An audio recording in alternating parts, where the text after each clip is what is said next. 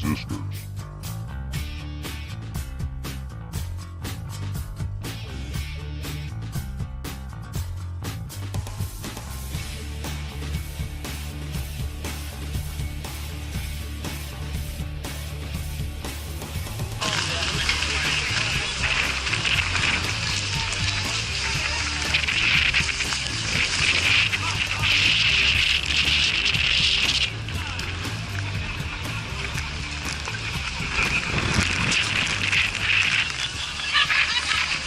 What we're facing is a very serious assault on our Second Amendment right. Every time that we bang the gavel downstairs, I'm concerned about our liberties. I'm here to show my support for people that are pro-Second Amendment, pro-Constitution. He's here to show my support. Here on a volunteer basis to run security and assistance with state police and Salem PD to make sure that this Second Amendment rally goes without any hitches, and make sure that everybody adheres to the God-given rights. Am I here? Yeah. I'm here because I'm very upset about what's happening in our government. I've been actually fighting this since 2009 when I woke up, and I know that we are in big trouble, and I'm very much Second Amendment, I'm very much Constitution, and I'm just here to do my I'm here also for the same reasons on a volunteer basis to run security in coordination with the officers here on site. The rally here is not just about the Second Amendment, it's about kind of all of it. Being able to stand up and let everybody know that these are rights. They can't be taken away. They exist. And the Second Amendment is very near and dear to our hearts. The other rights here that we were, like some of the speakers have been talking about, very important too. But the Second Amendment, I think, is one of the most important because it protects all the rest. I'm Brandy from We Resistors Radio, and Drew Forseti is my co-host. We heard you on the Gator Experience the other day. That sounded like it was a fun interview to do. Loved what you had to say about the Second Amendment being essential to liberty. You mentioned there was some pointless and dangerous legislation that's pending. Can you expand on that a little bit? Well, the most egregious one, of course, is this attempt to ban any kind of private transfers between people, so that you will now be forced to ask for permission from the state police before you could lend a gun to a friend or give a gun to a neighbor or a family member. And as I said then, right now, background checks are required if you buy a gun from a gun store. And these are supposed to stop criminals from getting guns. But the state police have provided us, everybody actually, with their actual statistics. And the vast majority of people who they claim are prohibited people because they're felons, they're wanted, they're mentally ill, are never arrested. They're never taken into custody. They're never held accountable in any way. So those people, the prohibited people, are walking away. All the other people who are denied are being denied with no justification. So those people lose their rights until they can get sorted through this failed system. And now that the state police have to take a trooper off the road to go do a quote investigation, we're squandering unbelievably scarce police manpower to do investigations of nothing. And in some cases, we had a case of a person who was denied in a gun store in Portland. When the trooper finally arrived several hours later, he came in and he said, "You have a warrant for your arrest in another state. See you, have a nice day." Turned around and walked out. So while the anti-gun, the anti-rights people are selling this as a way of preventing bad people from getting guns, it's an absolute joke. It's preventing nobody except the people who legitimately should be allowed to have those transfers. How many arrests resulted from all the background checks? That was an interesting statistic that you gave. I have all the statistics. All of the statistics are on the website, but in the months, I think from June through August, where there were something like 292 denials, there were no arrests of felons and one arrest of some. There were 16 people who were wanted and maybe 4 actively wanted. and only 4 of them were arrested. Wow.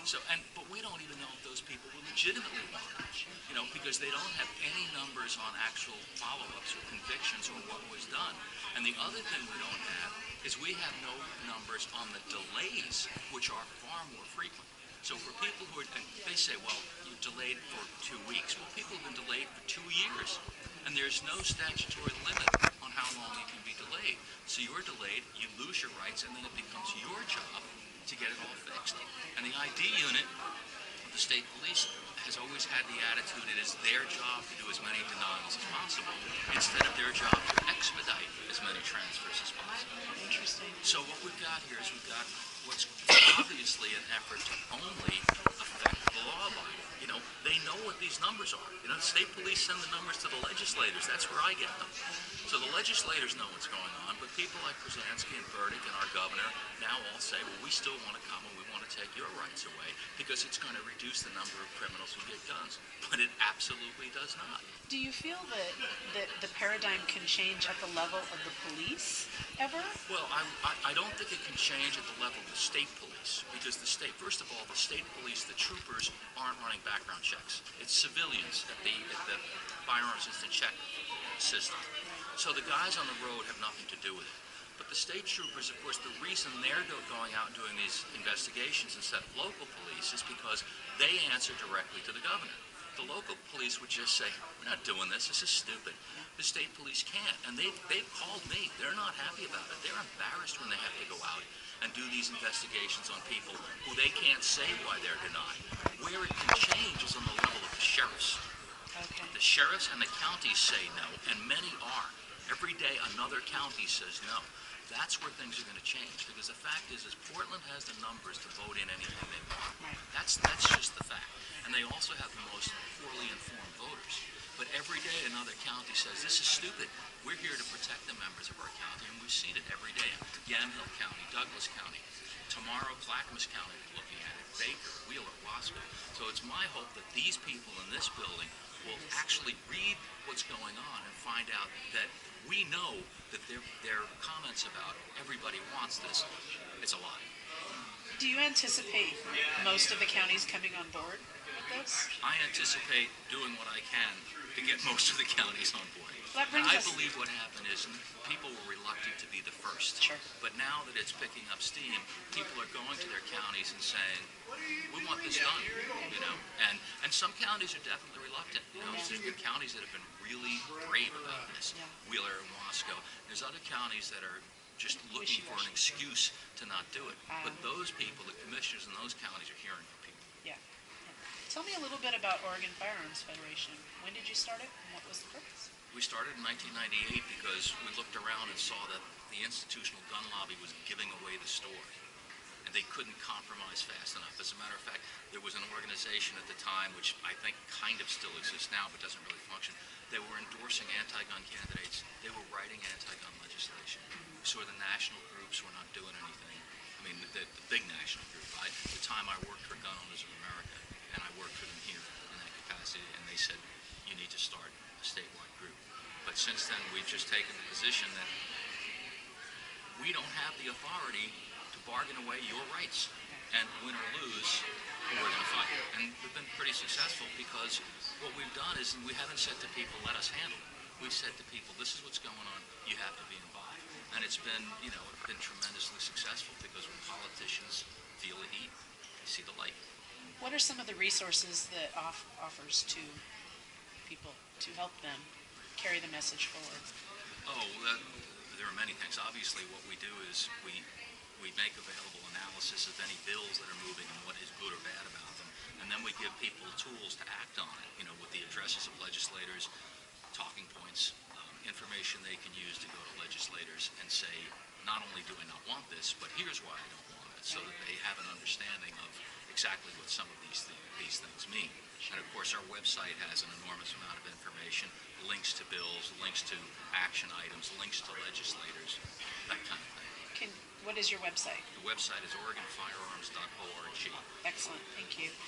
You gave an amazing analogy of the bill that's being introduced this session, of what it would do to a firearm exchange when you were on the radio on Friday, and I wondered if you could give our listeners that again, where you said you could give a firearm and go through that process. The way the legislature had written the bill in 2013, there were some exceptions. So you could give a gun to a parent, a child, or sibling.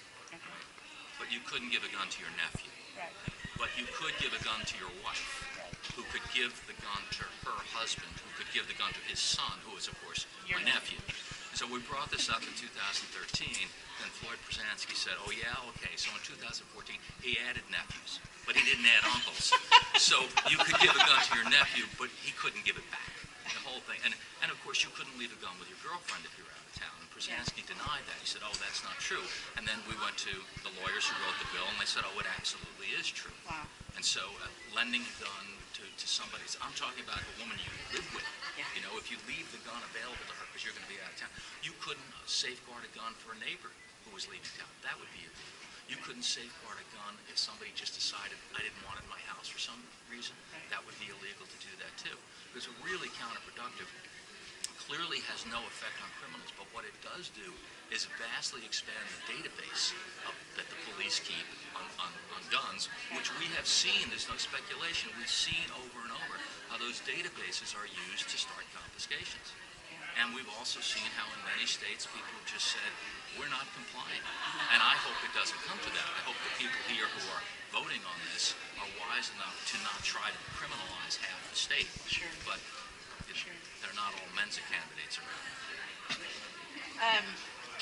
I need to be real careful how I phrase this. Is the right to bear arms an ancillary right to our right to self-defense? Well, the right to bear arms is articulated with, I think, with the understanding that the right to bear arms, the reason we have it is the right to self-defense. So I suppose it would be ridiculous to say you have a right to self-defense and then say you're not allowed to have the means to do it. But that's very common more and more. I mean, it's common worldwide, but it's becoming more and more common in our country, where really dangerous places are dangerous because people are told it is illegal to protect yourself from predators. Right. And it's still legal in Oregon, and I plan to keep it that way. Yeah. And a lot of people do take that position where the right to bear arms is an ancillary right. There's other ways to self-defense. So that's why I wanted your opinion on that. Because well, I suppose that there's certainly other ways to self-defense, and but by that same reasoning, we could say there's really no need to have a computer because there are quill pens and parchment. That's true. That's true. I like that a lot. Background checks. Why are they bad? What do we tell somebody who says, what's so wrong about a background check? Understandably, and that's what they're selling this as, is why would you object to a background check? Well, philosophically and practically, okay, philosophically, I object to asking the state for permission to exercise a right, just as you shouldn't have to ask them for permission to do this interview, and I shouldn't have to ask them for permission to read my Bible or write a letter to the editor. So once I have to ask for permission, it stops being a right. From the practical standpoint, as I said, we've proven there's absolutely no point to it except to harass people who are justified and qualified to buy firearms. Because the people we've said are prohibited turn around and walk out the door. Meanwhile, the people who shouldn't be prohibited have their rights taken away for the months or possibly years it takes for the state police to get their database straight. Now, that would be an inconvenience to a person like me, because I have 3 safes full of guns. But imagine a woman living alone in a rural place who didn't own a firearm, now is facing a stalker or a predator. The police have a faulty database and say she can't buy a gun. And under Przansky's bill, you couldn't lend her one. But what these people are doing is they're enabling attacks on women. You know, gun control really is violence against women. But instead what they try to do is sell it as a way that they're protecting people when in fact they're just taking away their rights. So again, it's perpetuating the victim culture. Well, exactly. It's turning victimhood into like an entrepreneurial thing. And it's the same thing we see with the gun control people who are like the feminist movement. They want to take guns away from everyone who's ever gotten a restraining order, which you can't possibly do. What they'll never do is go to a woman who's been abused and say, let's give you some tools to take care of yourself. Right. How do we keep weapons out of the hands of bad guys? Look, if a person can't be trusted with a weapon, he can't be trusted without a chaperone. It's that simple. If a person's truly dangerous, he has to be off the streets. There is no other way to do it. And if we're not going to do that, then what we certainly shouldn't do is take away the ability to protect ourselves from the people who could that's what's going on. And these people in this building are always looking for ways to get criminals out of jail while at the same time disarming their victims. As we were doing some research on your website, you have an email from Mr. Krasinski from 2011? I think that's what it was, yeah. And he lauds gun owners and Second Amendment and talks about how much of a supporter he is. That is confusing. Krasinski is a provable liar. As a matter of fact, if you look around on our website, I'm sure it's still posted. I can't remember if it was $5 or I think it was $10,000 we offered to put in his PAC if he could prove one of the things he said about me was true. So far, that money's still in our account. Okay. But we know he's a liar. At one point, he accused me of photoshopping a picture of him to make him look stupid. Now, granted, that wouldn't be necessary, okay? But I don't do that kind of thing. What had happened is somebody took one of our alerts, posted it on their website, and put up this photograph. It was never on our website. It's just not my style. I don't do that. So he made this accusation, and I said, it isn't true. And then he wrote, and he said, well, we're going to prove that Starrett's a liar, because what he doesn't understand is that there are spiders that patrol the internet, and he can't hide anything. So find Floyd, $10,000, go find him. Like I said, I still have the money. Well, I want to thank you personally for all that you do, and thank you for talking with us today. Appreciate it. My Thanks pleasure. for supporting Oregon